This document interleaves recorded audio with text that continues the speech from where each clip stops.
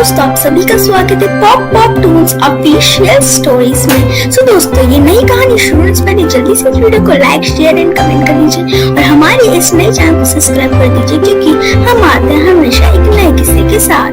Valentine day का तुमने तैयारी कर भी ली है? और कौन सी अच्छी जगह पे? जगह का नाम बताओ।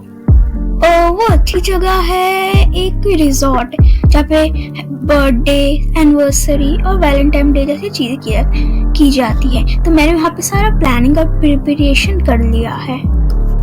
तो रिजॉर्ट में बताओ ना, कौन से रिजॉर्ट में? उस रिजॉर्ट का नाम है ब्लू स्टोन। वहीं पर ही हम वैलेंटाइन डे मनाएंगे। ओके? वो है रिजॉर्ट, वो तो मेरा फेवरेट रिजॉर्ट है।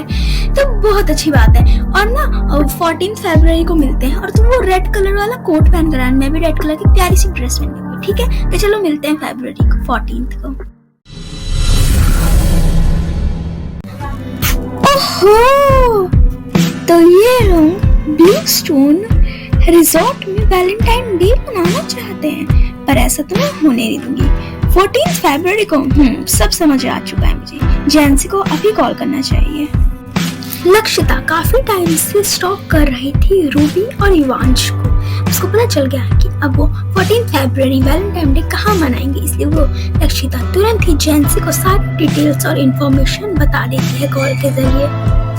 और उधर जैंसी को सारी इंफॉर्मेशन डिटेल्स मिल चुकी थी लक्षिता से, इसलिए बहुत ज्यादा ही खुश थी। अब लग रहा है इसका प्लान पास होते ही जा रहा है जिस मकसद से वो आई थी। और उधर ललित को पकड़ लिया जाता है।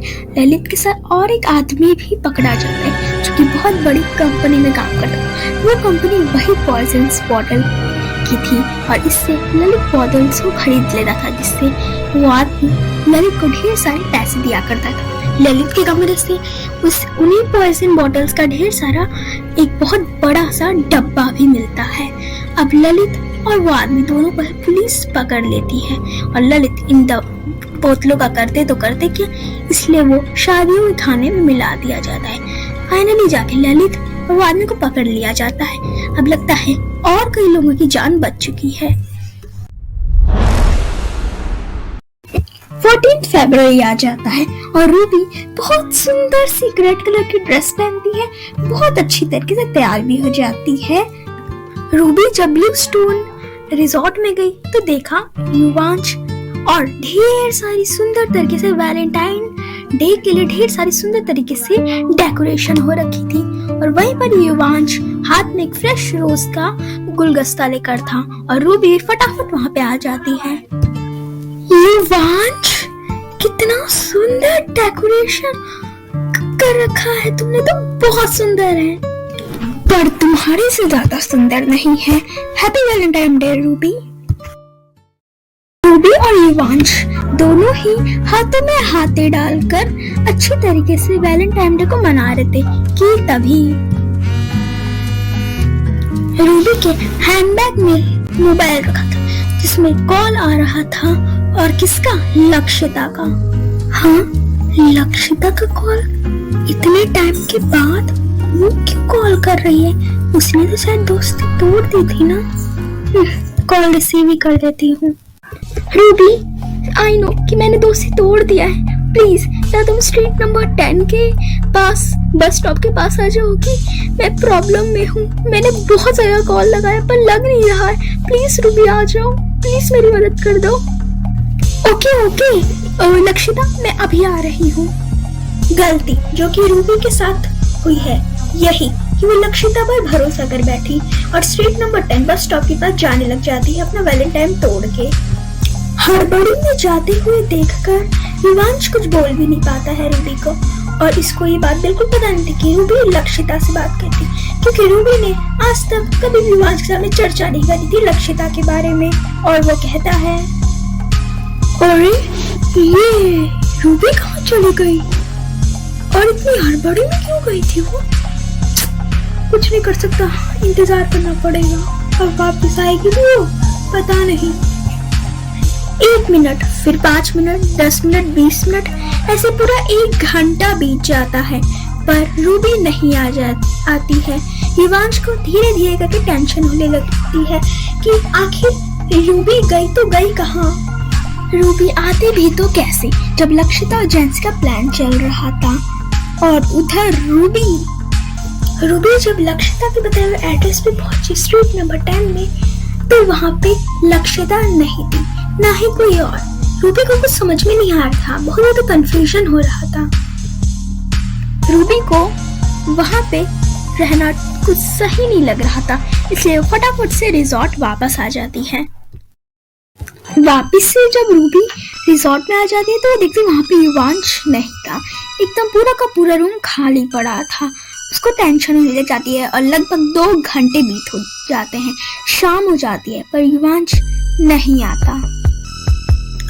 और उधर लक्षिता के घर के बालकनी में, हेलो, हाँ जेंसी, इतने टाइम से मैं तुम्हें कॉल कर रही हूँ, तो मेरा कॉल नहीं उठा रही हो।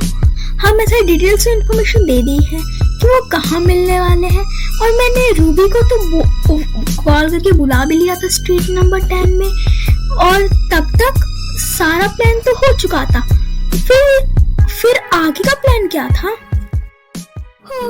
जितना तुम्हें प्लान बताना था मैंने बता दिया था कि तुम्हें केवल कॉल करके रूबी को बुला लेना है, बस। आगे का प्लान मेरा था और वो मैंने कर चुका है, सीक्रेट है, किसी को बता नहीं सकती। लक्षिता को जेंसी की बात थोड़ी अटपटी सी लगती है। उसके शब्द में साफ जाहिर हो रहा था कि इसने कुछ बड़ा बम फोड़ दिया है। जेंसी, ये कैसी अटपटी सी बातें कर रही हो? क्या क्या युवांश के साथ तुमने? तुम कभी नहीं समझ पाओगी लक्षिता, और तुम्हें मैं कभी जानने भी नहीं दूंगी कि मैं किस मकसद से आई थी तुम्हारी लाइफ में। मेरा काम अब पूरा हुआ, आज से मैं तुम्हारा एक भी कॉल नहीं उठाऊंगी, और युवांश के बारे में तुम्हें कभी पता नहीं चल पाएगा कि वो कहाँ है। जेंसी ने तुरंत ही कॉल को डिस्कनेक्ट कर दिया और दोबारा लक्षिता ने लगाया तो उसका कॉल नॉट रीचेबल दिखा रहा था। लक्षिता को कुछ समझ में नहीं आ रहा था, और ये भी समझ में नहीं आ रहा था कि आखिर जेंसी ने क्या किया है युवांश के साथ। थोड़ा बहुत लक्षिता दुखी हो गई थी। लक्षिता उधर कंफ्यूजन में थी, पर इधर रूबी के घर में आफत मच चुकी थी। रूबी रोई जा रही थी क्योंकि लगभग 3 घंटे बीत चुके थे, युवांश अभी तक नहीं आया था। कॉल कर रहे थे तो सिर्फ स्विच ऑफ आ रहा था। रूबी बस रोई जा रही थी, उसको कोई होश ही नहीं था। युवांश की मम्मी भी घर आई हुई थी, तो युवांश को ना देखकर वो भी बहुत ज्यादा हैरान और दुखी हो जाती है। और अभी भी कुछ ऐसे सच हैं जो कि अभी तक बाहर नहीं आए हैं। चलिए अब आगे देखते हैं। ये सारी चीजों से अनजान उधर लक्षिता जब अपनी मम्मी से कुछ पूछने के लिए अपस्टेयर से नीचे आते तो वो देखते हैं वहां पे सीता रखी है।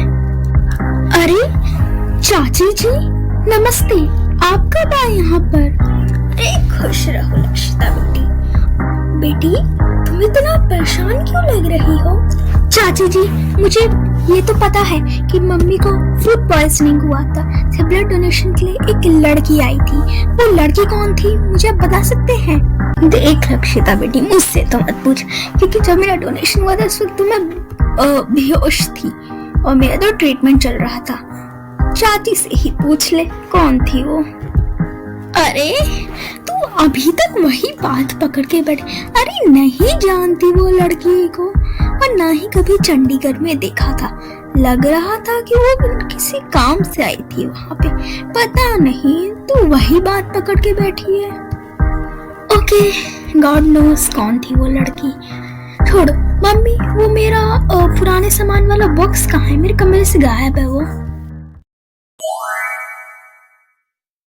इसके आगे क्या होने वाला है ये जानने के लिए जरूर देखिएगा हमारा अगला एपिसोड। सो दोस्तों, अगर आपको ये वीडियो अच्छी लगी हो तो लाइक, शेयर, कमेंट एंड हमारे इस नए चैनल को सब्सक्राइब भी कर दीजिएगा।